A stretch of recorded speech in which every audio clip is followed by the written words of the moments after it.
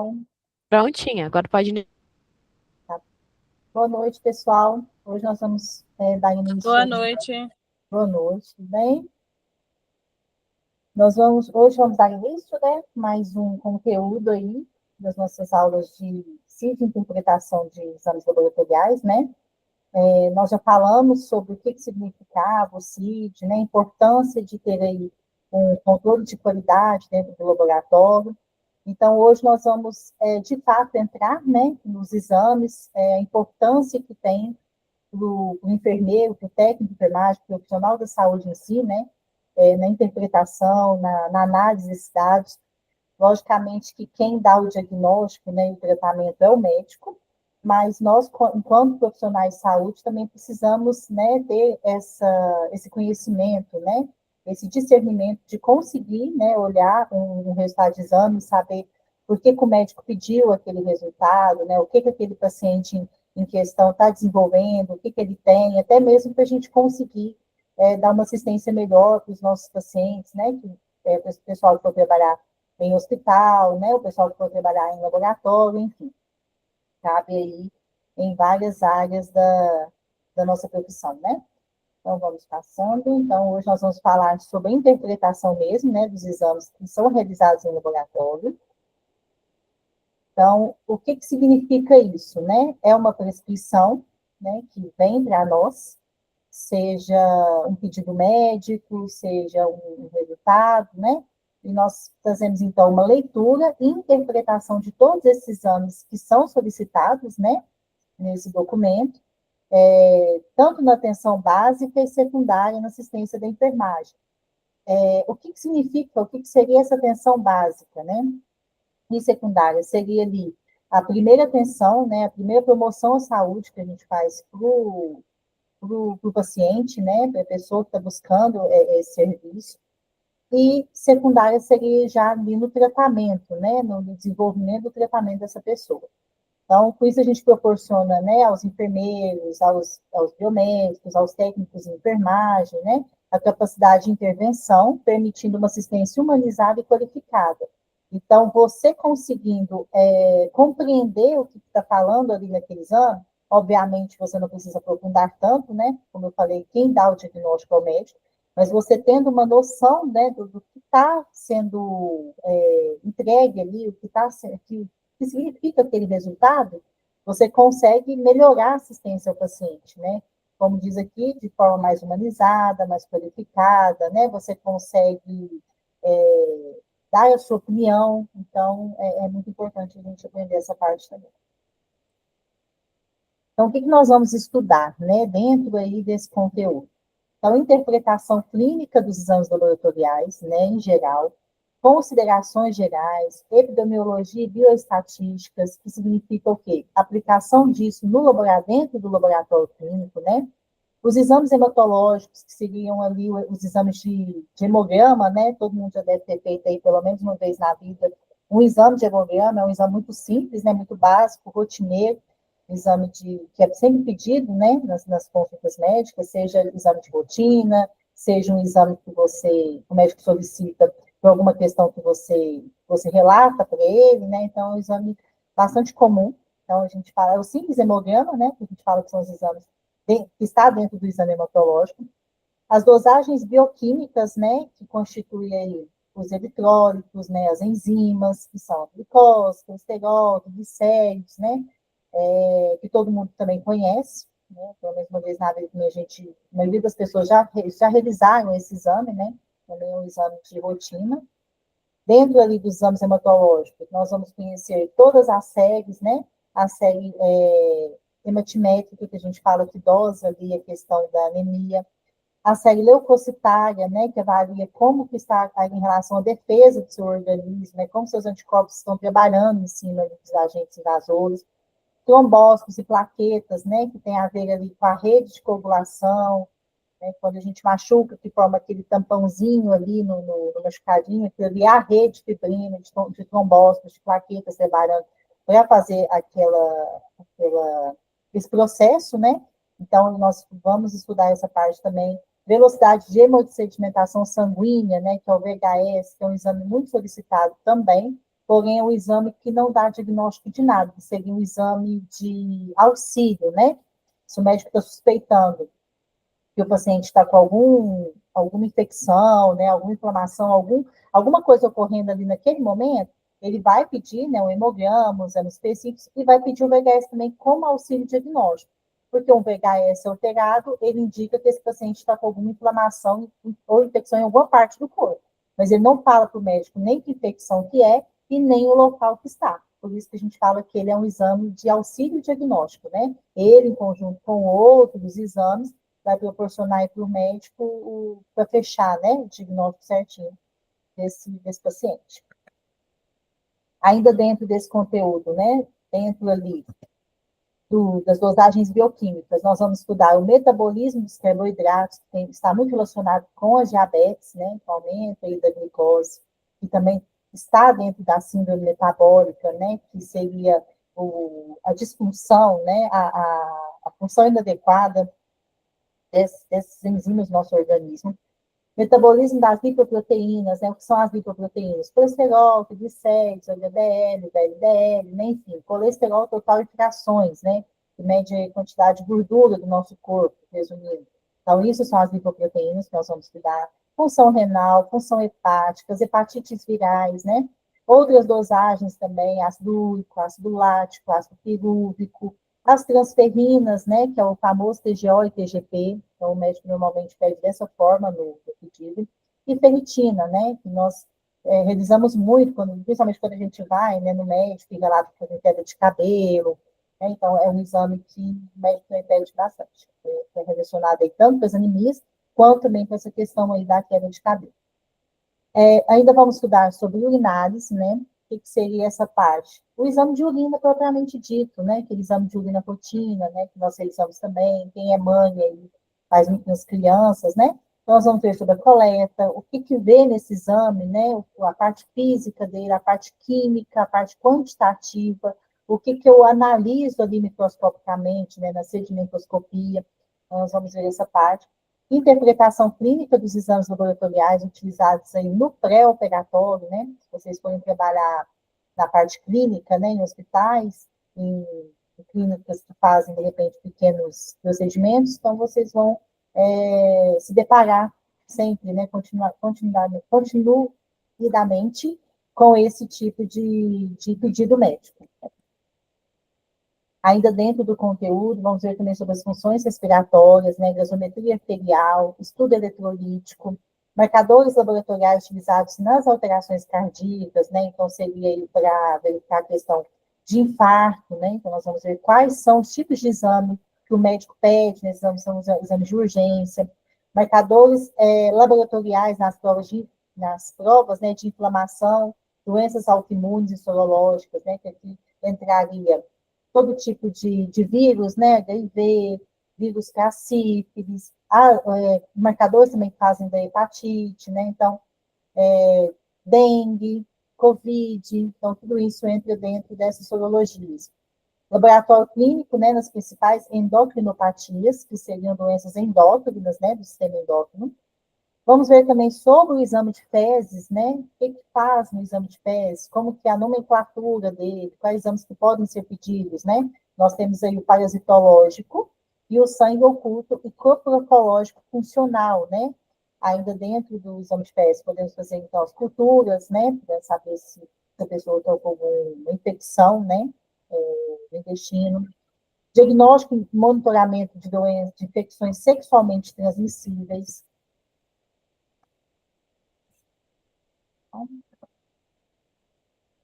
Abordagem e interpretação do exame de pré-natal, né? Também tem exames específicos, né? Que o médico pede aí. As meninas, né? Que já têm filhos, sabem, né? Tem um conjunto de exames que já é comum. O médico pedir assim que a gente inicia o pré-natal, nós vamos analisar sobre esses exames também.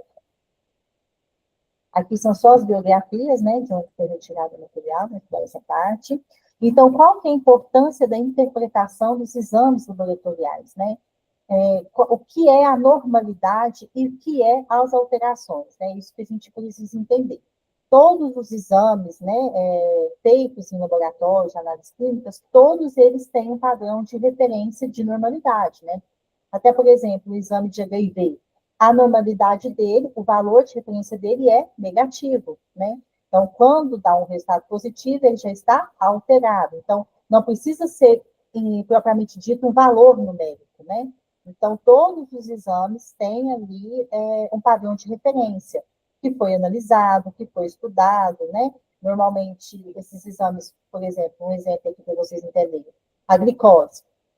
Para eles chegarem naquele padrão de normalidade do valor da glicose, que normalmente vai em torno aí de 60 até 90, 95, mais ou menos, depende de cada laboratório, mas não passa muito disso, então um valor mais ou menos nessa faixa de intervalo. Se pegou um grupo, né, de pessoas normais, né, sadias, e dosaram a glicose de todo mundo ali, e fizeram uma média. Então, aquela média, né, dessas pessoas que foram analisadas, estudadas, é a média que seria do brasileiro, né, de uma glicose normal. Então, isso foi feito para glicose, para colesterol, para triglicéridos, enfim. Só peguei um exemplo, né, para vocês entenderem. Então, a gente verifica o que é normal e o que está alterado.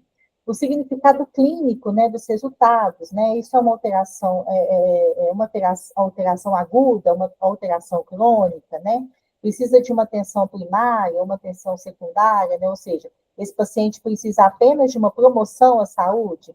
Se ele tiver com o colesterol alterado, mas esse alterado dele está em pequenas quantidades, né, não está tão alarmante, então, essa pessoa, de repente, precisa do quê? De um exercício físico, né? Precisa melhorar a alimentação, evitar frituras industrializadas, né?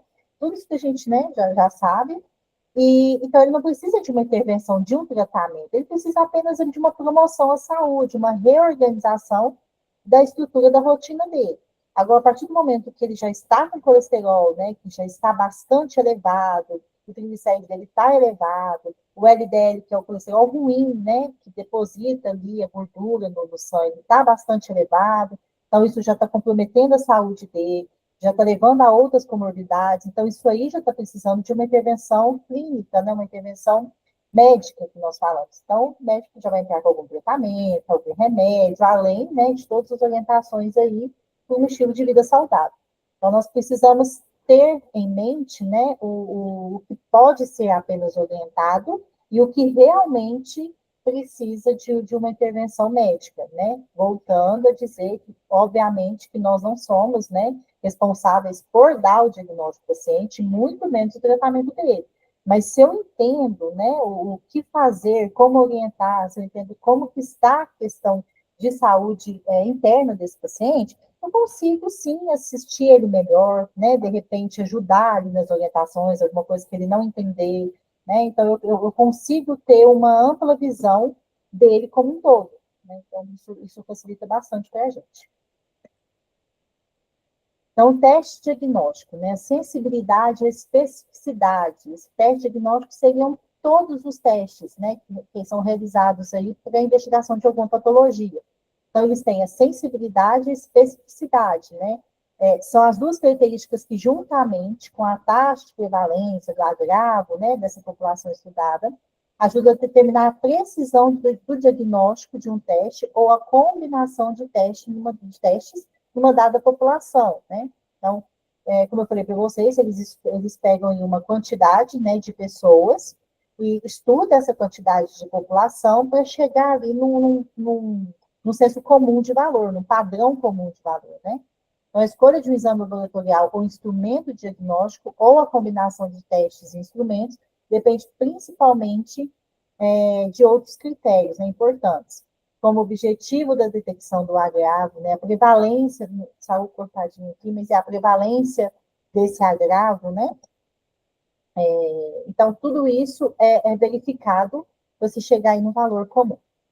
Então, o que seria essa sensibilidade, né? Dando um conceito aí, aprofundando um pouco mais nesse termo. Então, se refere à precisão que com o teste pode confirmar a presença de um agravo ou não, né? Então, um teste com grande sensibilidade dará poucos resultados falsamente positivos. Então, quando eu falo, existem, né? Vocês vão escutar muito esse termo, principalmente quem vai trabalhar, né, dentro de laboratório de análises clínicas, e seguir por essa parte. Então, vocês vão ver que tem testes, né, que o médico pede, que ele é mais sensível para diagnosticar determinadas doenças do que outros testes, né? Igual, por exemplo, o paciente tem uma insuficiência renal aguda, então o médico vai pedir ali uma clínica de creatinina, creatina, né? Vai pedir esse, urina 24 horas, para dosar ali como que está funcionando os rins desse paciente.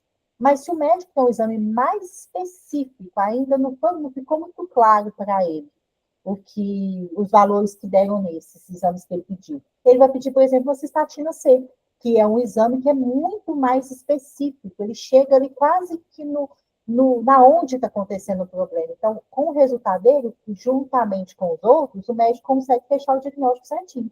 Então, isso seria um exame mais sensível. Então, quando vocês ouvirem esse termo, esse exame é mais sensível para diagnosticar determinadas doenças, é que é um exame, não é que é um exame mais confiável, mas ele chega mais próximo da realidade da condição daquele paciente.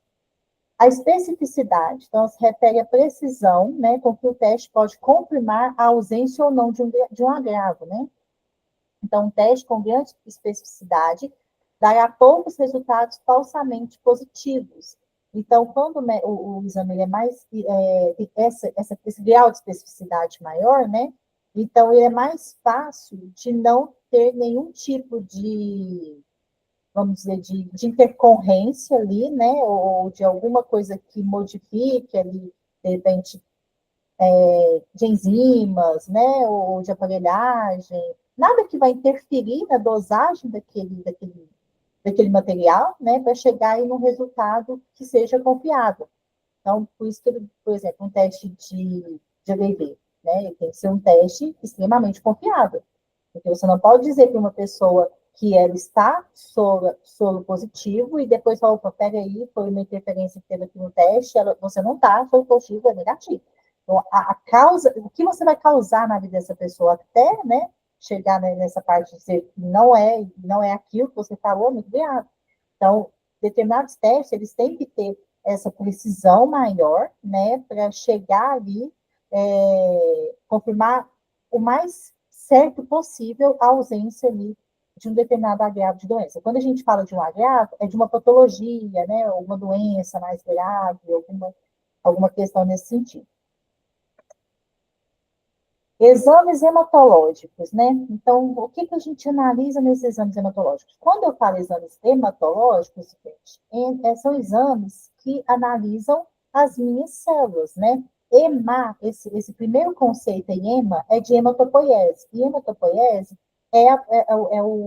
a explicação, né? O nome que se dá à produção das células no meu corpo.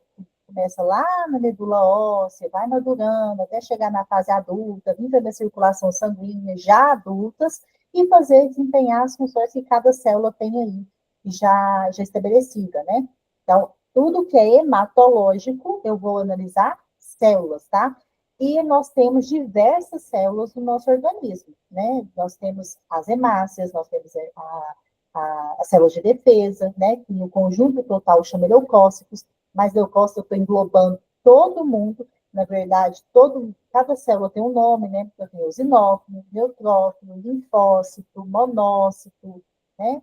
Então, tenho diversas células e cada célula é responsável por uma função diferente no meu corpo. Os neutrófilos combatem infecções causadas por bactéria, os linfócitos combatem infecções causadas por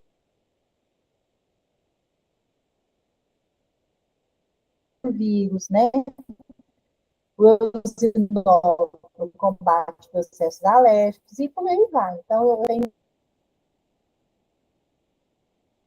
né, um hemograma é um exame bastante completo, isso que chama hemograma completo. Então, as pessoas têm, é até engraçado, né, que as pessoas têm mania de confundir, chegando no laboratório e falar, eu queria fazer um exame completo com glicose, acha que o completo ali significa que vai ter, além do hemograma, outros tipos de exame, mas não é. Fala-se hemograma completo, porque eu vou analisar a série vermelha, que é a hemoglobina, hematócrito e as hemácias, eu vou analisar a minha série branca, que são as minhas células de defesa, que são todas essas células que eu falei para vocês, que vem ali detalhadinho no exame de hemograma, o valor numérico de cada uma, tá? O aparelho que analisa esse exame, ele consegue dosar cada célula, ele consegue diferenciar cada célula e te dá ali, sai igual uma impressora, te dá o resultado tudo, quantos neutrófilos tem, quantos eosinófilos tem, e no conjunto total de todas essas células a gente chama de leucócitos totais. Então, dá ali mais ou menos 10 mil de leucócitos totais, quer dizer que juntando essas células todas essas pequenas nomenclaturas, juntando todo mundo, deu ali 10 mil de células, que são os leucócitos totais. Então, o hemograma analisa tudo isso, tá? Segue vermelho ou eritrócitos, né? A segue vermelha, que eu falo, seria hemácia, hemoglobina e hematócrito, e eritrócitos seriam hemácias, tá, gente? Eritrócito é um outro conceito de hemácia, uma outra nomenclatura. A segue branca, os leucócitos, né? Então, se vocês verem falar, segue branca, né? Segue branca significa o quê? Todas essas células que eu falei, tá? Todas essas células de defesa, que em conjunto chama leucócitos. Então, pode ser chamado de leucócitos ou de segue branca. Trombócitos ou plaquetas em teste de coagulação, que são todas essas células que participam ali da rede de fibrina, né, da rede de coagulação do corpo. Então, tudo que está envolvido com a coagulação vai ser estudado também, né? No hemograma lá vem falando das plaquetas. Velocidade de hemossedimentação sanguínea, né, que eu falei para vocês, esse não vem dentro do hemograma, tá, gente? Isso é um teste, é outro teste, né, coletado para outro tubo para ele, então ele é feito separadamente, com outra metodologia, então não tem nada a ver com o hemograma aqui, tá? Hemograma avalia segue vermelha, ou eritrócitos, segue branco, ou leucócitos e plaquetas, tá? O VHS é um exame à parte, tem até ele bonitinho, escrito lá no laudo, VHS, e o valor que ele deu. E só a título de curiosidade, o mesmo tubo que eu coleto para fazer o hemograma, eu coleto também para fazer o VHS, tá? Então, vamos lá para a segue vermelha. Então, o que eu analiso ali na segue vermelha? O médico pediu um hemograma para esse paciente e chegou o resultado ali para mim no pronto-socorro, né? Claro que o médico vai avaliar, mas eu estou olhando ali, também vou ver o que está acontecendo ali com esse paciente. Então, as hemácias, né? As hemácias é o principal componente do sangue. A hemácia é ali, a célula-chave, né? Que carrega com ela a hemoglobina, né? O ferro, tudo lá dentro está tudo dentro da hemácia, né? E a hemácia é o que me fala se o paciente está no grau de anemia ou não, tá? E, por curiosidade, quem dá a coloração vermelha ali para esse líquido, né, que a gente chama de sangue, não é hemácia, tá? É hemoglobina que tem dentro da hemácia. Então, ela que dá esse pigmento vermelho aí do sangue. Então, a hemácia é o principal componente do sangue. A hemoglobina, né, que está presente ali também, a função dela é transportar oxigênio, né, do meio externo para as células, para os tecidos, né, para desempenhar o papel que o corpo precisa.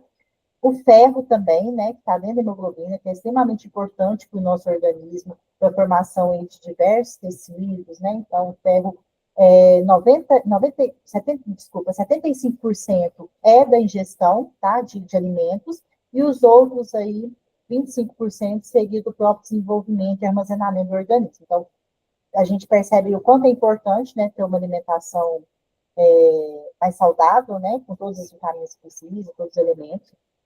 E o hematócrito, né, por fim, que é o volume relativo das hemácias dentro do volume do sangue. O que é isso, né? O hematócrito, ele mede o quanto de hemácia tem naquele volume de sangue ali. Então, se meu hematócrito estiver baixo, quer dizer que eu tenho pouca quantidade de hemácias ali. Se o meu hematócrito estiver alto, no meu resultado de hemograma, quer dizer que eu tenho muita quantidade de hemácia naquele espaço, naquele volume de sangue que eu estou analisando. Tá? Então, ele me dá esse relato aqui. Como eu sei que o paciente está com anemia, né? Vamos lá, então, para os diagnósticos aí. Quando esses três parâmetros estão diminuídos, né? Tudo, como eu falei, tem um valor de referência que vem no laudo.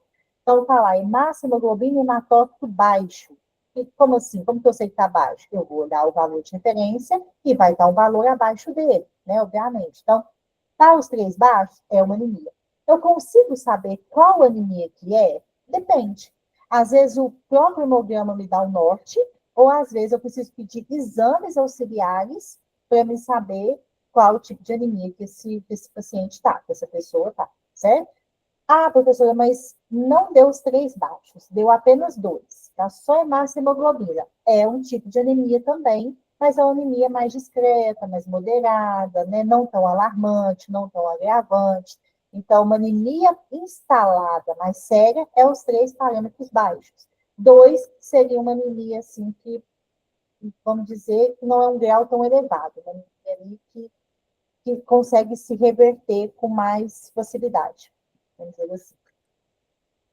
Então, o que faz lá no aparelho, né? Como que me dá esses resultados? Então, eu coleto sangue, põe no aparelho, depois você sai e tudo mais. Ele vai me dar a contagem de hemácias, né? Como eu falei para vocês aqui, ó, tem um valor de referência para homens, para mulheres e para criança, tá? Então, o aparelho me solta lá a quantidade certinha, isso é uma coisa que eu não preciso calcular, isso o aparelho de hemograma já me dá, né? Depois ele me dá o valor do hematócrito, que também tem diferença para homem e para mulher, e o valor da hemoglobina, que também tem diferença para homem e para mulher. Então, ele me dá esses 3 parâmetros para eu analisar certinho como que está essa questão do sangue, da sede vermelha desse paciente. Depois, gente, o aumento, né, da contagem de hemácias tem alguns termos, tá? Então, tem termos para a diminuição de todo mundo, tem termos para aumento de algum desses parâmetros só. Então, se vem lá no hemograma, né? Lá nas observações lá embaixo, policitemia moderada. O que é isso? É uma doença, é uma patologia, é um vírus, é uma bactéria? O que é isso, policitemia? Policitemia, gente, é aumento das hemácias. Então, tá lá um valor normal, vamos supor, tá? Isso aqui é simbólico, tá, gente? De 10 a 50. Deu lá 120 de hemácias no hemograma.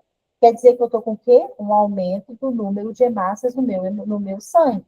Isso quer dizer que eu estou com uma policitemia, tá? Poli significa aumento, e istemia significa aí da série vermelha, tá? Então, aumento das hemácias, tá? Relativa ou absoluta. Aí vai dos parâmetros, né? Tem laboratório que solta moderada, frequente, abundante, aí cada um tem uma nomenclatura para quantificar o quanto isso está aumentado. Diminuição da contagem de hemácias, né? A anemia, eu falei para vocês, né? Então, a anemia todo mundo conhece, esse termo, todo mundo sabe que é uma deficiência aí no sangue, né? Então, é a diminuição da contagem com hemácia baixinha, né? Quantidade está lá pequena, tá com uma anemia. Sobrecarga líquida ou hemorrágica, né? Mais de 24 horas, então, são produzidas, né? As células na proporção de 2 milhões por segundo. As células vermelhas são destruídas no baço, né? Na maioria das altitudes, a maior produção de hemácias. Então, isso são tipos, né? De anemias que podem acontecer. Quando os eritrócitos se rompem, a gente fala que é hemólise, tá? Então, o que acontece nesse processo de hemólise? Vocês vão ver bastante. Quando eu estou coletando o sangue da pessoa e, de repente, eu estou vendo que aquele fluxo está vindo devagarzinho, não está legal, aquele sangue não está fluindo bem lá no tubo, eu estou puxando, está vindo até uma espuminha, alguma coisa assim, eu estou percebendo que o sangue está passando dificuldade nessa agulha. O que está acontecendo com as hemácias que estão passando lá na agulha? Estão todas rebentando, literalmente rebentando, explodindo, estourando. Todo o conteúdo de dentro dessa hemácia está saindo para fora. O que tem dentro dessa hemácia que dá cor para o sangue que eu falei para vocês? A hemoglobina. Então, a hemoglobina está sendo extravasada. Com isso, na hora que eu for dosar ali, né, minha glicose, meu colesterol, que eu tenho que coletar num tubo específico, preparar esse material, tirar o sobrenadante, o certo do meu sobrenadante, ele está amarelinho, né, que a gente fala soroplasma, ele está amarelinho, cor amarelo bem clarinho. Quando acontece esse procedimento aqui, primeira opção, na coleta, todo esse conteúdo da hemoglobina que sai para fora, né, nesse líquido, vai deixar o líquido vermelho. Então, aí vai ter o grau, né? Tá pouco vermelho, tá muito vermelho, tá parecendo suco de uva. É o tanto de hemácias que arrebentou ali naquele momento. Então, isso eu chamo de hemólise. É o extravasamento do conteúdo do interior das hemácias para o sobrenadante. Isso pode ser não só de uma coleta mal executada, mas pode ser também aquela questão de ficar batendo no braço do paciente, com os 2 dedinhos ali para ver subir. Garrote apertado mais de 1 minuto, arrochando o braço do paciente. eu não esperar o material coagular, depois que eu coleto, eu não deixar aquilo tudo descansando, para ele coagular, para depois centrifugar. Se eu coagular ele, já com ele bem líquido, assim que eu tiro do paciente, eu vou lá e centrifugo ele, vou hemolizar também. Então, várias questões que pode acontecer para essa hemólise, tá? E quando acontece essa hemólise, a amostra fica imprópria para fazer qualquer tipo de exame. Alguns aparelhos mais modernos hoje em dia conseguem ainda separar isso da amostra, mas esses são aparelhos de última geração. Nos laboratórios que nós estamos acostumados, né, fazer os exames, são laboratórios, né, de recurso menor, por exemplo, aqui da cidade. Então, normalmente eles vão te pedir recoleta, eles vão te pedir outra coleta. Então, se te ligar do laboratório e falar que você precisa fazer recoleta porque hemolizou a sua amostra, já sabe que você não está com nenhum tipo de patologia criada. Isso é apenas uma interferência que deu ali na amostra mesmo, tá? Então, como eu falei, né, libera hemoglobina, que é convertida em bilirrubina, e aí vai todo o processamento aí para tornar aquela amostra imperfeita para dosar o exame que precisa realizar, né? Principalmente, gente, ferro e ferritina. Se tiver ferro e ferritina e a amostra hemolizar, já descarta com um pequeno grau de hemólise, já descarta na hora. Por quê? Eu não falei para vocês que o ferro está presente dentro das hemácias também? Então, se as hemácias estouraram, consequentemente, liberou ferro também na minha corrente sanguínea, né? Liberou ferro lá naquela amostra ali. Então, a minha quantidade de ferro não vai dar verídica, não vai dar certo, porque eu não estou dosando o ferro circulante só que está no meu organismo, eu estou dosando até o ferro que saiu de dentro das hemácias porque estourou. Então, isso é inviável, tá? Então, tem que tomar bastante cuidado no momento da coleta também. Então, todas as alterações das hemácias, né, devido a patologias ou incapacidade do baço de retirar da circulação hemácia com malformação. Então, a gente sabe, né, nós sabemos que a função do nosso baço, né, falar, o baço é um órgão tão, né, inútil, vamos dizer assim, tá ali para quê, né, serve para quê? Ele tem uma função importantíssima, que é a destruição de todas essas células que não servem para nada no meu corpo. Destruição dessas células que ou veio da medula com malformação, não chegou ao período de maduração para ser liberada a corrente sanguínea, essas hemácias que veio com alteração de forma, né? Então, tudo isso aí é destruído pelo meu baço. O eritroblasto, gente, o que é o eritroblasto, então, né? Como eu falei para vocês, é o mesmo conceito de hemácia, né? São hemácias nucleadas que podem ter regenerações eritrocitárias como consequência de infiltração medular ou leucose, tá? O que é isso? É porque como eu falei para vocês, todas as células, elas são formadas pela medula óssea. Então, elas começam, né, bebezinha lá na medula óssea, igual bebezinho. Começa lá a célula jovem, que vai, ao longo do tempo, se tornando criança, depois se torna adolescente, depois se torna adulto, e depois vai para a circulação sanguínea. Falando assim, né, para vocês terem uma linguagem mais clara. Então, essa célula tem que ir sofrendo as alterações dela até ficar adulta, tudo isso acontecendo lá dentro da medula óssea. A partir do momento que ela se torna adulta, que ela já está pronta para o combate, ela é liberada para a corrente sanguínea. Porque é liberada para a corrente sanguínea para quê? Para proteger o nosso organismo de qualquer patologia, de qualquer invasor, né? Está ali para nos proteger. Então, se acontece qualquer processo lá na minha medula que faz com que essas células não cheguem até a fase adulta e seja liberada a corrente sanguínea antes, elas não estão prontas para combater nada. Então, o eritroblasto é uma hemácia jovem, ela não chegou até o processo de hemácia, então ela ainda não está na fase adulta, ela veio para a circulação sanguínea com malformação. Então, tem aparelhos mais modernos que me dá essa quantidade de eritroblastos. Tem 1.000 hemácias e 500 eritroblastos. Não está normal. Eu sim tenho uma quantidade que pode acontecer de ter células jovens no meu organismo, claro, mas tem um parâmetro aceitável para isso, tá? Reticulócitos. O que é o reticulócito? Ele repete no estado regenerativo da medula, né? Então, o reticulócito, ele me fala se a minha medula está funcionando bem ou não. Se eu tiver muita quantidade de reticulócito, que é uma célula também, tá, gente? Que eu consigo ver no microscópio, através de um corante, né? Depois que eu coleto o sangue das pessoas, eu passo uma lâmpada, passo por um corante. E aí esse corante específico vai corar todas essas células de reticulose. Na hora que eu coloco no microscópio, eu consigo ver elas certinho, porque eles coram ela de azul. Então, eu consigo contar certinho todos os reticulócitos dela. Se tiver mais reticulócitos que o normal, significa que a minha medula não está funcionando direito. Então, o reticulócito seria vamos dizer,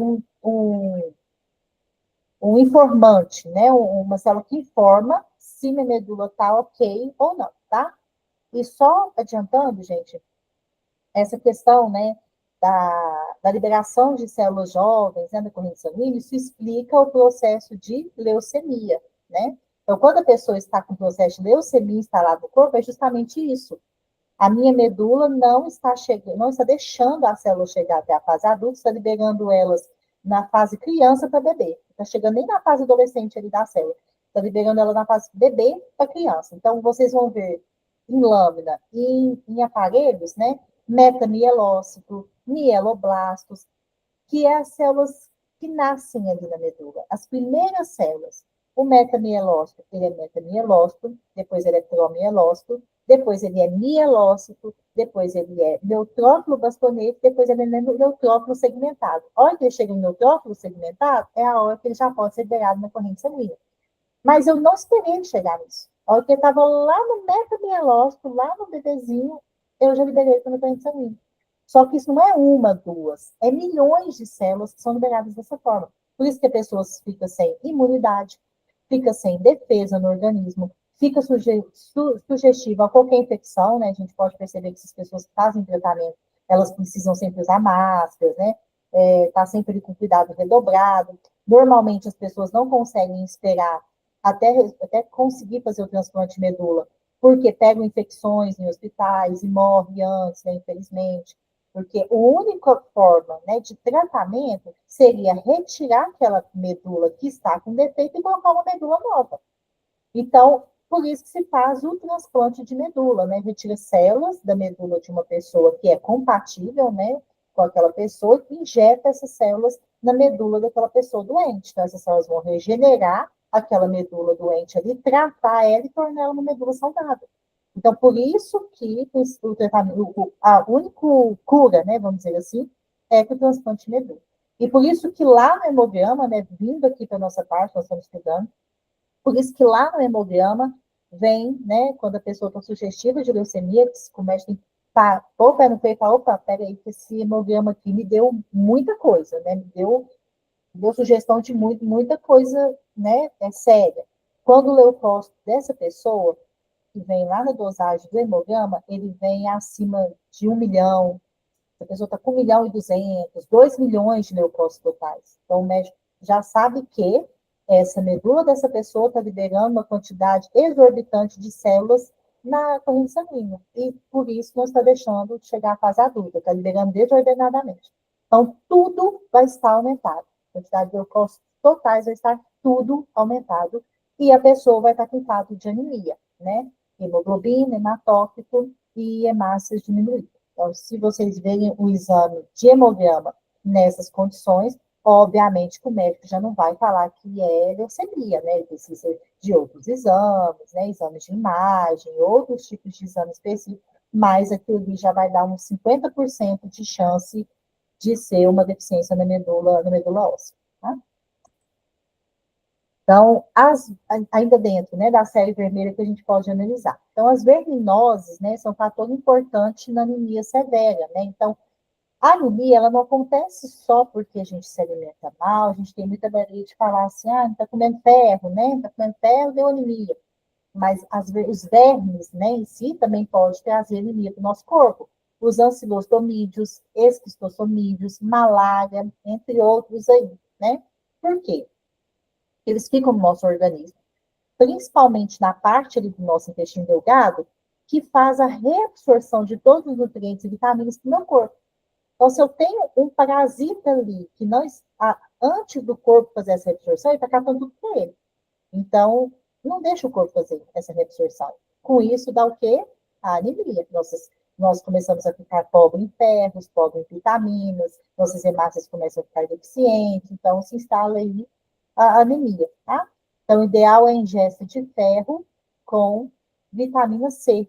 né? E aí também tomar aí os vermífugos, né?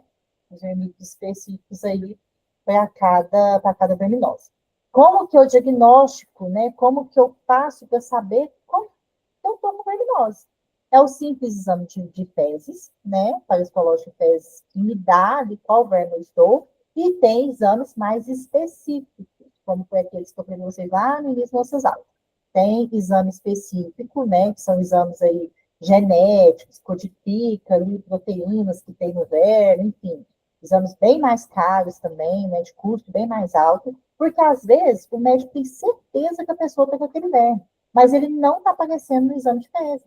Já coletou uma amostra, 3 amostras, já fez de tudo e não apareceu. O médico tem esse recurso, tá? Não é muito pedido, claro, né? Porque normalmente consegue, sim, ver no histológico, mas tem esses casos aí que tem que partir para o plano B. Então, tem esses recursos aí que o médico pode solicitar para ajudar no diagnóstico. Gente, eu vou falando, se alguém tiver alguma dúvida, quiser fazer alguma pergunta, tá? Eu vou falando aqui, estou entendendo que vocês estão compreendendo tudo certinho, mas se tiver alguma dúvida, pode ir me perguntando aqui, tá? Não, tá tudo certo. Pelo menos para mim, eu tô indo mais ou menos entendendo aí. É a Ellen, né? É, sou eu. A vozinha é inconfundível. Tudo Tá bem? certo. Obrigada. Então, vamos lá, gente. Sinais de anemia, né? Quando que eu sei, então, que eu estou com anemia, né? Então, a sintomatologia é proporcional à gravidade, né? Então, hipovolemia, o que significa isso? Diminuição da quantidade de sangue, né? Volemia tem a ver com a quantidade do fluxo sanguíneo. Queda na oxigenação, então meu corpo está com falta de oxigênio. Hemoglobina abaixo ou igual a 9, tá? Então, tem esses parâmetros. Ah, eu preciso decorar isso? Claro que não, né, gente? Tem lá no exame o valor de referência, certinho, só para vocês consultarem. Então, assim, é só para vocês saberem, não decorar nada, tá? Estou com irritabilidade, com fadiga, com palidez, né, com dispneia. O que é dispneia? É aquela pele mais esbranquiçada, né? A avó da gente até falava, deixa eu ver seu olho, para ver se você está com anemia, né? Porque se aquela bordinha interna do olho, se tivesse branquinha, a avó da gente fala, não é anemia, tem que estar vermelhinho. Então, assim, não é diagnóstico principal, não é clínico principal, mas dá uma sugestão, tá? Por quê? Estou com diminuição de sangue no meu organismo. Estou com diminuição de hemoglobina, que dá o pigmento vermelho, né? Então, estou ficando pálida, estou ficando branca, estou ficando cansada, com dor nas pernas. Então, vai afetando tudo, gente. A anemia é uma condição clínica que a gente tem que dar uma atenção, tá? A anemia, eu não posso tratar ela como, estou com anemia, toma aí uma coisinha. Não, é uma condição clínica que, se você não tiver uma atenção, pode evoluir aí para um caso mais grave, tá? Então, esforços físicos continuados, né? Pode haver anginas, como eu falei aí, dor nas pernas. Então, tem alguns sintomas mais característicos, tá? Então, hemoglobina entre 6 e 9, né?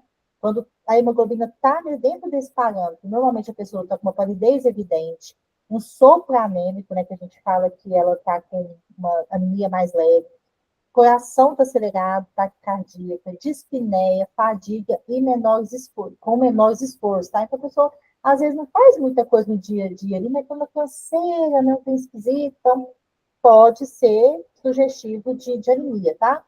Hemoglobina menor do que 3,5, insuficiência cardíaca iminente e toda atividade é impossível, tá? Então, quando a hemoglobina já está nesse estágio aqui, abaixo de 3,5, isso já é uma anemia grave. Então, qualquer coisa, um esforço físico, levantar da cama para essa pessoa, é como se ela estivesse lá e treinar na academia 2 horas. Então, isso já é uma anemia bem mais avançada, tá? Marielle, Oi? boa noite, licença, eu cheguei atrasada. Me tira uma dúvida, se você já tiver respondido, até me desculpa. Por que as pessoas que têm anemia, normalmente elas têm manchas roxas na pele? Porque o que que acontece, né? A anemia é você estar ali com uma diminuição, né, de hemácias, uma diminuição de hemoglobina, e as suas hemácias, elas estão em formatos diferentes, ela não tá uma hemácia saudável, né, vamos dizer assim. Então, pode acontecer, às vezes, de acúmulo, né, dessas células nos tecidos. E aí você também está tendo o processo de destruição mais frequente dessas hemácias pelo baço, você está tendo ali extravasamento de bilirrubina, né, de hemoglobina, de tudo que está dentro dessa hemácia, tem extravasamento ali para o líquido, né, vamos dizer assim, constituição. Então, isso pode ser depositado nos tecidos. Ao ser depositado nos tecidos, pode formar aquela pigmentação roxa, tá? Vocês podem ver que não é um roxo que dói, né? Aquele roxo que a gente bate, né? Devido a uma pancada, se vai ficando roxo, vai ficando verde, é um roxo diferente. Então, é por conta disso, tá? É depósito nos tecidos aí dessas hemácias que estão em formato aí que não está saudável. Certo, obrigada. Os índices eritrocitários, né? Então, ajuda a classificar as anemias, né? O que é isso? Então, vocês vão ver que lá no hemograma, além de vir lá na primeira parte dele, hematócrito, hemácia, hemoglobina, logo mais abaixo vai vir índices eritrocitários ou hematimétricos, tá? Se vocês ouvirem esse termo também é normal.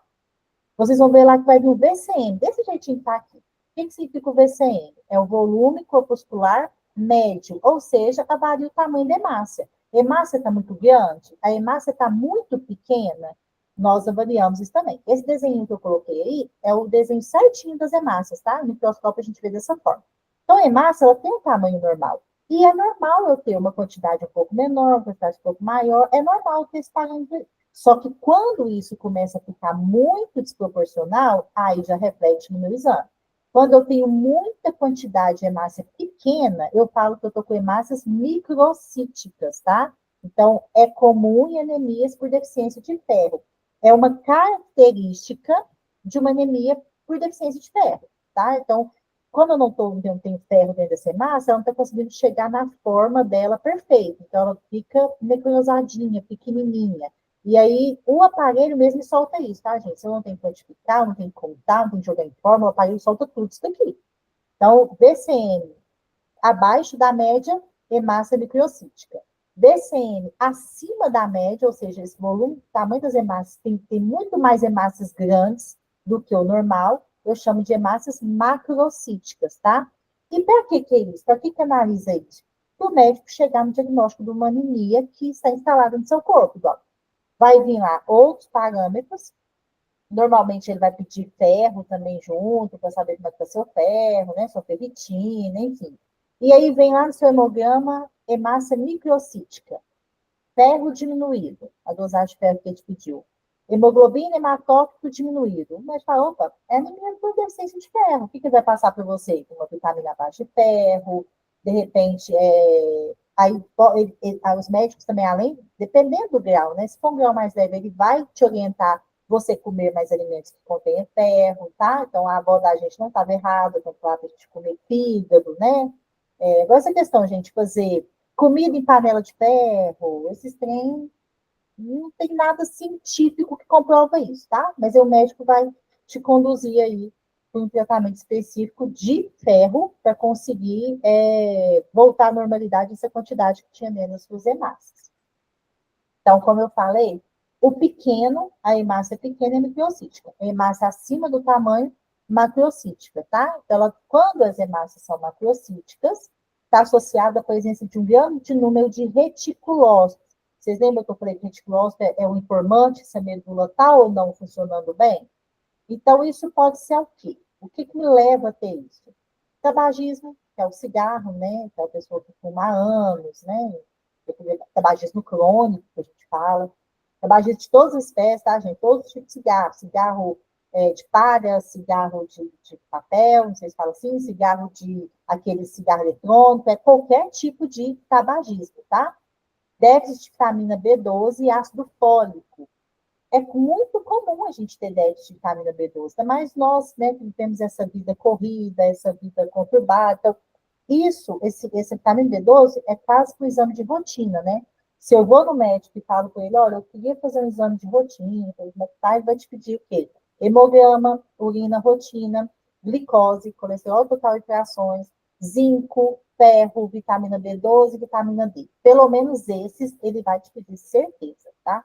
Porque a vitamina D baixa, além de causar uma anemia, ela também causa queda de cabelo, ela causa enfraquecimento das unhas e vários outros outras questões aí. O ácido fólico diminuído causa infertilidade na mulher, né? E outras questões também. Então, está relacionado com anemias e outras patologias que podem surgir, né? Então, nesses índices hematimétricos, além do VCM, vai vir também para mim o HCM e o CHCM. Não precisa decorar isso, gente, vem isso escritinho dessa forma no hemograma, tá? Vocês só precisam entender o que significa. Então, o VCM é o volume corpuscular médio, tudo isso relacionado às hemácias, tá, gente? O HCM é o quê? Hemoglobina corpuscular média. O quanto de hemoglobina eu tenho no meu sangue, tá? Então, eu também tenho a quantidade de tamanho de hemácia, eu também tenho a quantidade de hemoglobina no meu sangue. Que a média é de 26 a 34. Então, deu abaixo disso, eu estou com um HCM baixo. Deu acima disso, eu estou com HCM alto, ou seja, a quantidade de hemoglobina média ali do meu sangue tá fora do parâmetro de normalidade, tá? O CHCM, que é a concentração de hemoglobina corpuscular média. Isso daqui já mede o quê? A concentração de hemoglobina dentro das minhas hemácias, tá? O quanto de hemoglobina que eu tenho fora da minha hemácia é o HCM. O quanto de hemoglobina que eu tenho dentro da minha hemácia é o CHCM. Então, tudo isso em conjunto, gente, dá um norte para o médico de qual anemia que essa pessoa tá. Porque se tudo isso é relacionado com as hemácias, é a anemia que esse médico vai identificar nesses parâmetros aqui, tá? Então, quando vocês verem relacionados, isso aqui é a anemia que o médico está investigando. E esse exame nunca vem isolado, tá? Não tem como o médico pedir, eu quero fazer só um HCM, quero fazer só um CHCM, não tem como. Para ele ter o resultado desses parâmetros, ele tem que fazer o hemograma completo, o hemograma normal. O que ele pode pedir é apenas assim, eu não quero a segue branca do hemograma. Então, eu vou pedir só um eritrograma, só a análise da segue vermelha. O que o laudo vai dar? Somente ali hemácia, hemoglobina, hematócrito e esses índices aqui. TDCM, HCM. Se ele fala, eu quero só a segue branca, então vai me dar a quantidade de leucócitos totais e embaixo todas as células detalhadinho o valor de cada uma. Mas, gente, hoje em dia, com os médicos novos que estão vindo, é muito raro o médico pedir dessa forma, tá? Muito raro mesmo. Porque, assim, de valor de pagamento, vamos dizer, de dinheiro, não altera, tá? Porque quase o preço do exame é a mesma coisa. E é um exame simples. Então, assim, o médico normalmente ele tem necessidade de pedir só um ou outro, ele quer ver tudo. Então, ele já pede o exame completo e para ele vai ser muito melhor. Então, vai ser raro vocês pegarem um pedido dessa forma, tá? Então, as doenças sanguíneas que envolvem as hemácias, né? Então, quais são as doenças sanguíneas de hemácia, gente? Anemia. Então, falou de doença de hemácia, é anemia, tá? E nós temos só um tipo de anemia? Nós temos diversos tipos de anemia, tá? Nós temos a mais comum, que é o que todo mundo conhece, que é o que todo mundo associa, sempre fala de anemia, todo mundo já fala que é isso, a anemia ferropriva, que é a anemia por falta de ferro, tá? Que causa o quê? Uma queda na produção das hemoglobinas. Se eu tenho hemoglobina diminuída, eu tenho um quadro de anemia. Então, o ferro ele atua diretamente na formação da hemoglobina, que está no interior das hemácias e que dá a coloração vermelha para o sangue. Por isso que a pessoa, quando ela está com grau de anemia mais severo, o sangue fica descolorado, né? O sangue, assim, a pessoa fala, nossa, a pessoa está com anemia, né? O sangue está clarinho, por quê? Está com baixa produção de hemoglobina. E quem que dá a coloração para o sangue? A hemoglobina. Esse é o tipo de anemia. Anemia perniciosa ou megaloblástica, né? Essa aqui já é uma doença autoimune. Quando eu falo que é uma doença autoimune, normalmente eu venho ao mundo com essa doença, né? Ou eu vim de mãe e papai, ou alguma condição genética do meu próprio organismo. Então, é uma doença que eu nasci com ela, eu não adquiri ela durante a vida, tá? Então, era pela falta de fator intrínseco necessário para a absorção de vitamina B12 da dieta. O que é isso? Estou falando isso aqui. Todas essas vitaminas, ferro, vitamina B12, vitamina A, vitamina K, vitamina C, tudo, de onde que eu consigo isso? Da alimentação. Então, quando eu estou com falta de ferro, uma coisa é a alimentação que eu tenho que melhorar. Por isso que a gente tem suplementos vitamínicos que vende aí, né, para mulher, para homem, para mim, às vezes, conseguir suprir essa quantidade de vitamina que eu estou deficiente. Então, eu tenho no meu organismo uma parte dele que é responsável por absorver cada vitamina. Por exemplo, o ferro, a partezinha do meu organismo que absorve o ferro chama a HBS, tá? Que é uma parte do meu organismo lá, que todo mundo tem, tá lá nas células, que é responsável por absorver o ferro. A vitamina B12 tem uma enzima, um negocinho lá dentro do nosso organismo que absorve essa vitamina B12. Então, se eu venho ao mundo com uma deficiência desse mecanismo, não tem nada que eu possa fazer. Isso já é do meu organismo. Então, eu tenho uma anemia perniciosa megaloblástica. Eu vou fazer o quê? Vou viver em tratamento. Vou viver aí com suplementação de vitamina, né? Enfim, todo tratamento aí que envolve esse tipo de anemia, tá? Anemias hemolíticas, gente. Essa aqui é uma anemia muito complicada, uma anemia extremamente dolorosa, tá? Que assim, é uma anemia grave que a gente fala. O que significa isso, gente? Anemias hemolíticas é quando o próprio organismo destrói as suas hemácias, destrói as suas células. O seu organismo combate as suas células. Então, quais chamam essas anemias? Anemia falciforme, você já deve ter ouvido falar, talassemias, esferocitose hereditária, etc. Tem vários tipos de dentro das anemias hemolíticas, tem vários tipos de anemias. Essas três aqui foram exemplos que eu dei para vocês. A mais comum para a nossa região aqui do Brasil é a anemia falciforme, porque a talassemia são para outra região, né, outra parte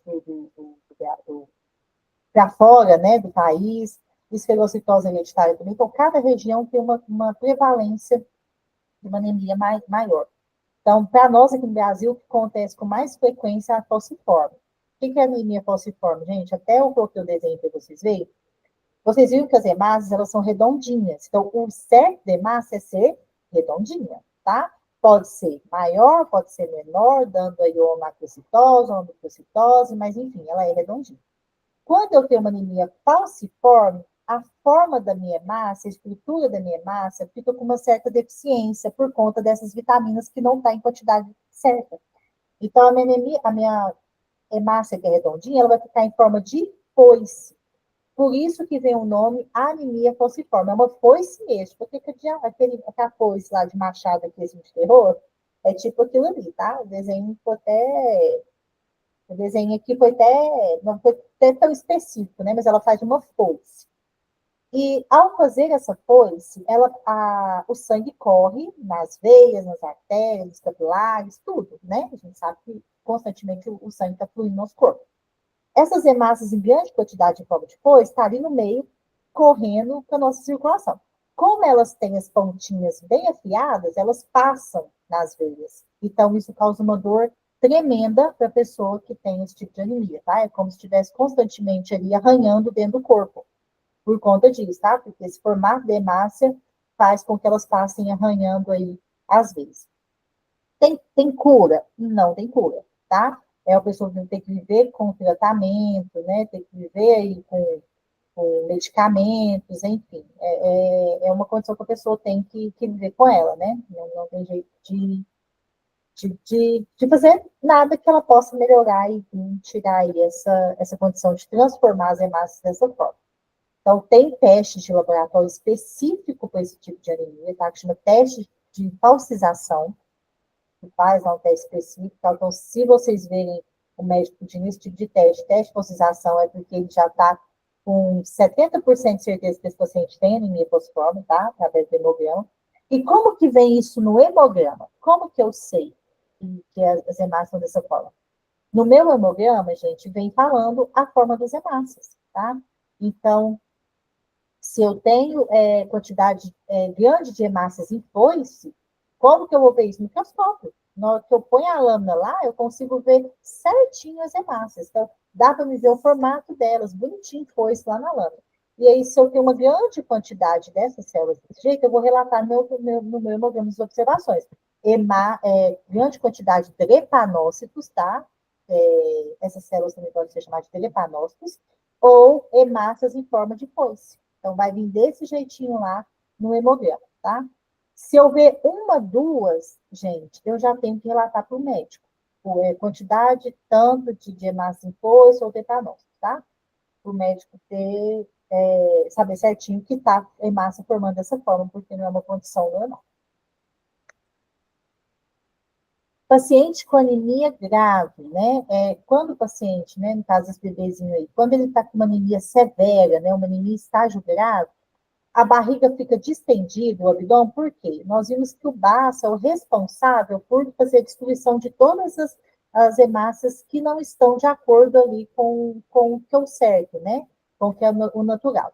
Então, se o baço tem essa função, e a pessoa está com anemia muito forte, né? Então, as hemácias estão sendo destruídas ali em maior quantidade, o baço vai ficar aumentado, com isso vai ter essa dilatação abdominal aí, tá? A gente fala que é baço palpável, e aí tem a causa, né? Que é uma causa, uma doença que chama Calazar, né? Que pode levar a essa condição aí do baço dessa forma, tá? Isso aí já é uma anemia extremamente grave, que foi levada por conta dessa patologia aí que a criança tem. Isso é mais raro acontecer, tá, gente? Não é uma coisa assim que acontece com muita frequência, não. Vocês não vão se deparar muito com esse tipo de diagnóstico, não, mas é importante a gente saber, tá? O RDW, né, que é um outro parâmetro que também vem no hemograma, né? Esse aí é o nome em inglês dele, significa Red Cell Distribution, não sei nem como fala, gente, idade, enfim, é esse nome aí, tá? Ele observa o quê? A variação do tamanho da hemácia pela varredura de pulso durante a leitura. Então, como assim, né? Quando eu estou com uma quantidade aí de deficiência de ferro, né, e começa a me dar formatos de hemácias diferentes, né? Começa a ter formato hemácia em forma de drepanófilo, começa a ter outros tipos de formato, de hemácias, enfim, elas não estão todas redondinhas. Eu falo que eu tenho uma anisocitose, tá? Que é além que me fala, né? Que eu tenho ali uma quantidade maior e uma quantidade menor de hemácias, eu estou com elas também em formatos diferentes. Como assim? A hemácia é redondinha e tem um parâmetro normal de tamanho, né? Aí eu vou lá no microscópio e começo a analisar as hemácias. Então, muitas grandonas e muitas petitinhas. Os formatos estão diferentes. Eu tenho uma anisocitose. Isso, a hora que o médico vê isso, que vem escrito lá no hemograma, ele vai saber que as hemácias não estão normais. Elas estão com a quantidade desproporcional de tamanho e de formato, tá? Então, isso chama anisocitose, que é medido por esse RDW, que vem lá também no hemograma, tá? Então, o RDW alterado está querendo me dizer que eu estou com variação de tamanho de hemácias, além do permitido, tá? Tem muito mais grande, muito, muito menor do que o tamanho normal. O VHS, gente, que é a velocidade de hemossedimentação das hemácias, né? Então, como eu falei para vocês, ele é um teste de auxílio diagnóstico, ele sozinho não me indica nada, tá? E ele indica o resultado, né, entre as forças envolvidas na sedimentação das hemácias e mecanismos oponentes, exercícios de substâncias plasmáticas. O que é isso, né? Vamos pintar a língua aqui que a gente consegue entender. Quando eu vou fazer esse teste, eu coleto o sangue e aí eu coloco ele numa pipeta, não sei se vocês já tiveram contato, né, com esse material vibratório, é tipo um tubinho que eu aspiro o sangue e o sangue entra por esse tubinho inteiro, é um tubinho fino, parece uma varinha mesmo. E ele tem ali, acho que se não me engano, vai até 50 ml. E aí eu pego essa varetinha que está com sangue por dentro e ponho ela em pezinha lá no suporte. E deixo ela em torno de 1 hora, tá? Medido certinho no relógio, com o despertador e tudo. É um exame bem assim, bem manual mesmo, tá? Deixa ela lá. Esse sangue começa a sedimentar. Então a parte vermelha vai descendo e a parte que é o sobrenadante amarelinha vai ficando para cima. Igual se eu colocar aí, misturar sal na água e colocar lá para sedimentar. O sal vai descer e a água vai ficar para cima. Então, isso que acontece com o sangue aqui. A parte vermelha, que é hemácia, hematócrito, hemoglobina, tudo, certo? Tudo vai descer para baixo. Vai ficar aquela parte vermelhinha aglomerado embaixo. E a parte sobrenadante, que é o solo, fica em cima. E aí depois, quando bater o reloginho lá 1 hora, eu vou contar e medir quanto até onde esse solo chegou. Tá? Quanto que tem de tamanho dessa parte amarelinha em relação à parte vermelha.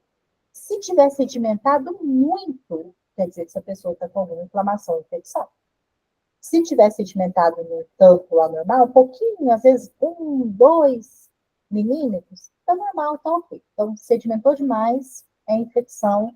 Sedimentou pouquinho, ou infecção, ou uma inflamação sugestiva em qualquer parte do corpo. Então, os valores de referência para homem é de 0 a 10 e para mulher é de 0 a 20.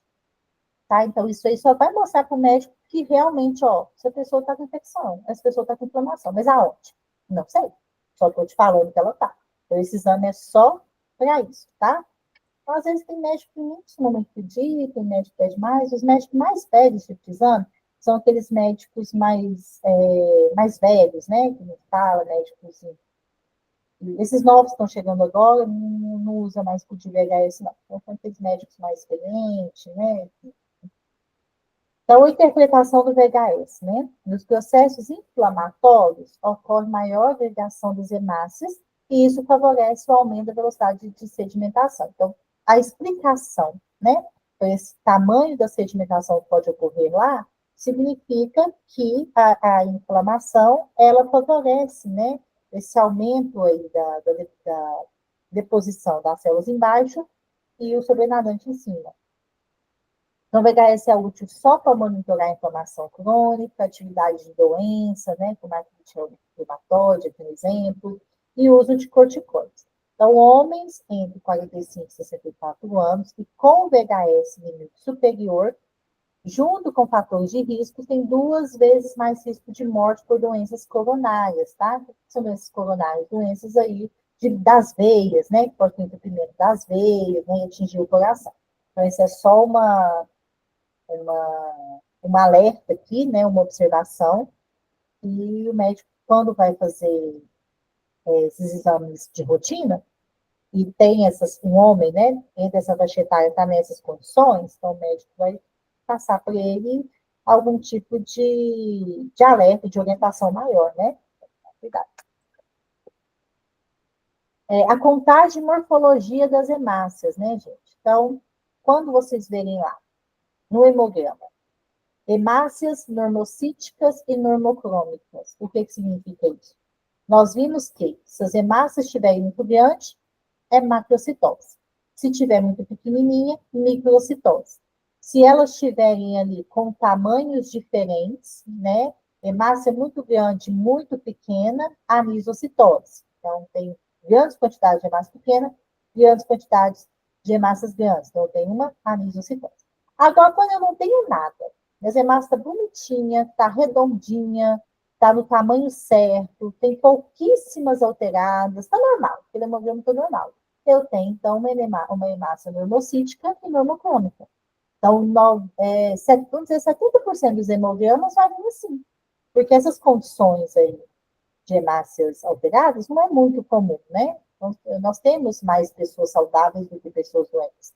Então, 70%, né, vamos dizer assim, seria normocítico e normocrômico, tá? Então, isso já é comum. Gestação. Normalmente aparece hemácias hipocrômicas, né, ou seja, um pouquinho mais escoradas, de tamanho e formas variadas. Então, para gestante, isso é normal. Vocês vão ver que quando vocês pegarem os exames, os valores de referências para gestante, para criança, para adulto e para gestante, criança ou adulto, ou é gestante, criança, homens e mulheres, tá? Então, tem esses parâmetros aí, são diferentes, tá?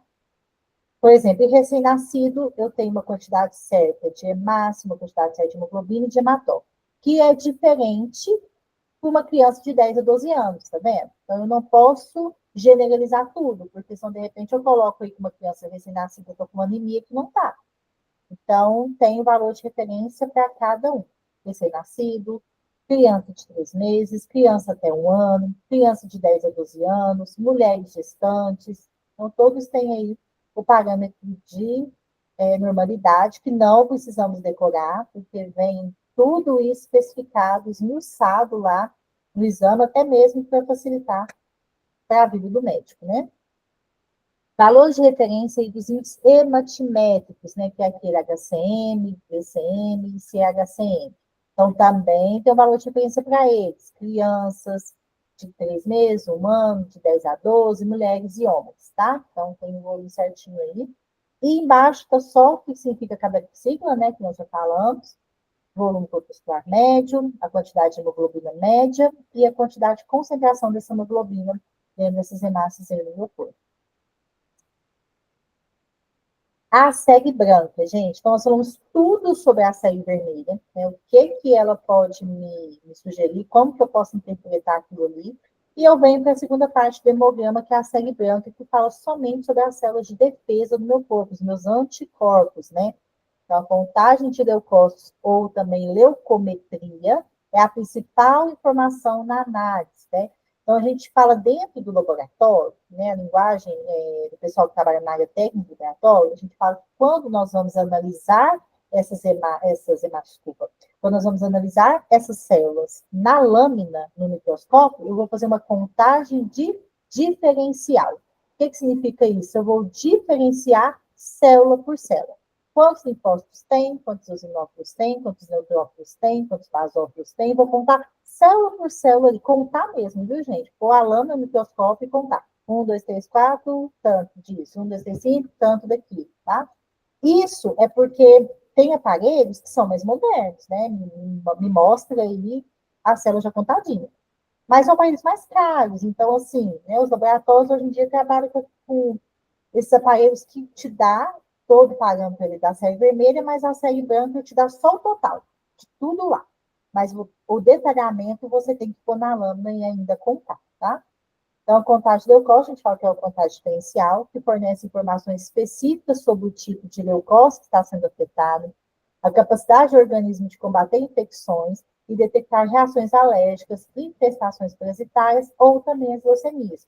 Porque, como eu falei para vocês, cada célula dessa tem uma função, né?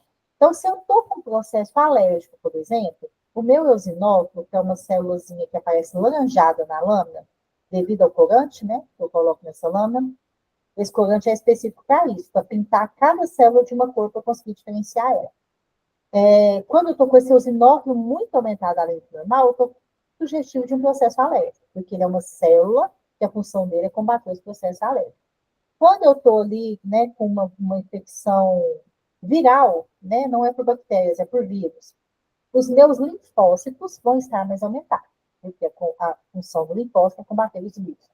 Quando eu estou ali com processo de infecção bacteriana, infecção de urina, enfim, qualquer coisa bacteriana, né, os meus neutrófilos, que existem dois, os segmentados e os neutrófilos bastonenses.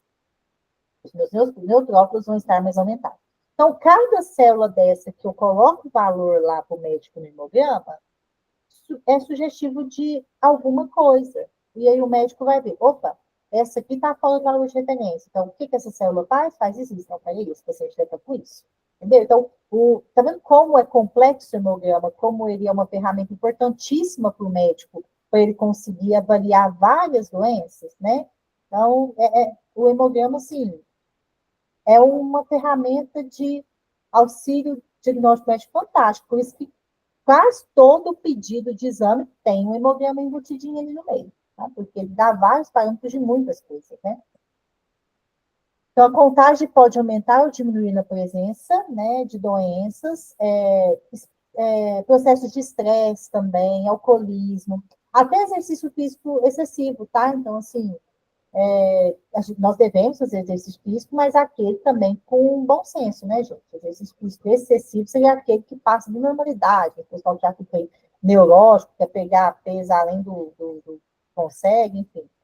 Né? Então, outros tipos de exercício, não só academia, já também altera a questão dessas células. Aumento dos leucócitos também indica infecção por abscesso, meningite, né? A gente sabe que meningite pode ser bacteriana ou viral, apendicite, que é a inflamação do apêndice, amigdalite, que é a inflamação da garganta, a leucemia, né? Que é uma anemia do sangue, vamos dizer assim, infarto do miocárdio, que é o quê? O infarto propriamente dito, né? O músculo do coração, ele chama miocárdio. Então, quando eu tenho um infarto do miocárdio, eu tive o quê? A morte do músculo do coração. Então, por isso que pode ser ou fulminante ou pode ser um princípio de infarto, né?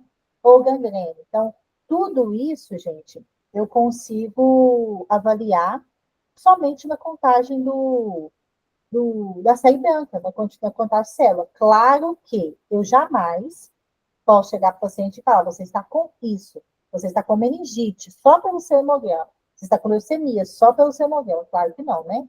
O médico vai pedir outros exames aí específicos e vai sugerir aí qual caminho, de qual doença que vai conduzir esse paciente, tá?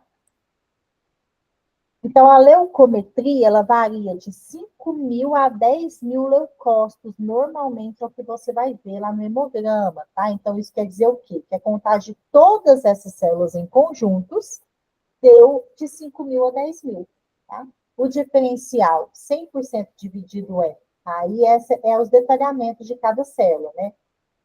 Tantas quantidades de eosinófilos, tantas quantidades de linfócitos, monócitos, neutrófilos, segmentados, basófilos, aí vem detalhando uma por uma. E cada célula dessa também tem uma quantidade normal no meu organismo.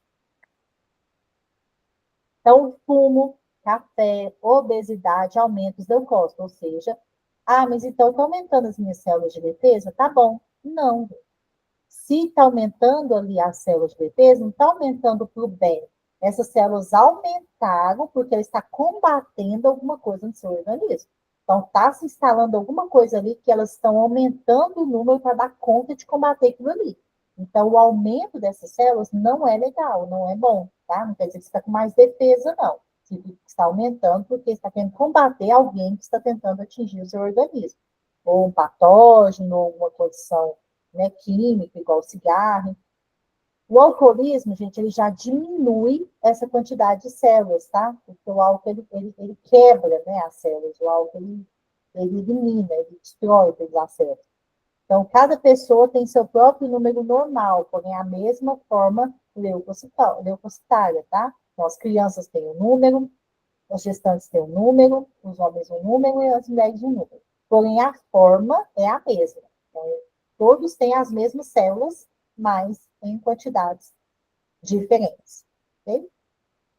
Então, aqui só um desenho para vocês, ficou bem ruimzinho aqui, mas só para vocês terem mais ou menos em mente, né, como que é cada célula. Então, esse primeiro aqui, gente, seria o neutrófilo segmentado, que é parecendo um ovinho com um negocinho da geleinha aí por dentro, né? Nessa parte do diagrama, tá, gente? Então, essa é a célula que eu vejo lá na lâmina, é o neutrófilo segmentado. Esse de baixo chama eosinófilo, que essas pintinhas aí, que não está dando para ver direito, mas ela é laranjada, tá? Dentro é o núcleo, essas duas bolinhas roxas é o núcleo, e essas pintinhas aí que cobrem toda a célula, ela é colorida de laranja pelo corante. Então, isso aí é um eosinófilo que cuida de processo alérgico. Essa célula é responsável pelo processo alérgico, tá? Já essa de baixo, que já é uma roxinha, né? Mas você consegue ver que tem ela parece que foi pintada de canetinha. Então, essa daqui é o basófilo, tá? Não é uma célula que a gente encontra muito. Você pode ver que ela é menor que 1%. Então, quando ela tem grande quantidade, é um processo também de patologia. Mas é o basófilo. E, por fim, aqui o linfócito, né? Que ele já é uma bola roxinha, toda roxinha mesmo, tá? Em bebezinhos recém-nascidos, essa célula está em bastante quantidade, os linfócitos. Então, essas células que nós vimos aí no nosso organismo. Então, gente, nós vamos ficando por aqui, tá? Para não ficar muita coisa, né? Se conseguir absorver bem. Na próxima aula, a gente já entra específico aí, né, nas células e já parte para outros exames também. Estamos finalizando o hemograma. E eu espero que, né, vocês tenham conseguido compreender um pouquinho, né? O hemograma é um exame complexo, mas a gente consegue, tendo em mente, né, o que significa cada nomenclatura ali, né, cada termo, eu consigo ter em mente mais ou menos o que está me falando aquele exame. E é o que nós precisamos saber, né? Nós precisamos saber aprofundado como as células são criadas, né? Como que se dá o princípio da formação na medula, nada disso. Eu preciso só ver o resultado de hemograma entender que os leucócitos são o parâmetro que me dá ali da função de cada célula, né, o que cada célula representa, e se ela está aumentada, qual que é a função dela? É combater tal tipo de coisa? Então, esse tal tipo de coisa está com problema. Se a minha série vermelha está diminuída, né, as minhas hemácias estão com formato de tamanho diferente, opa, esse paciente está com quadro de anemia, né? Vamos ver as nomenclaturas que deu aqui, para saber se essas hemácias estão em formato diferente, são em tamanho diferente, né? Para dar um auxílio para o médico aí nos próximos exames que ele vai pedir, para saber que tipo de anemia que esse paciente está instalando. Então, essas noções é muito importante a gente saber, e é isso que chama interpretar um exame, tá? Então, gente, nós vamos ficando por aqui. Boa noite, todo mundo fica com Deus, e até a próxima aula. Um abraço grande para vocês. Boa noite. Obrigada, Marielle. Obrigada.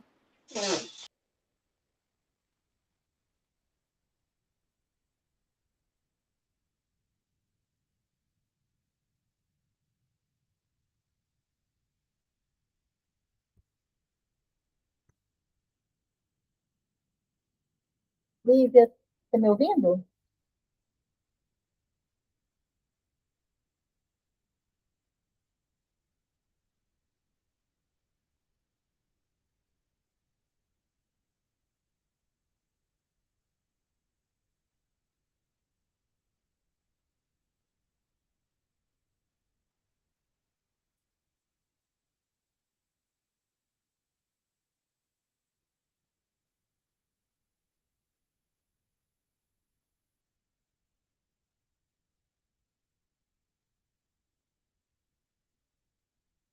Lívia?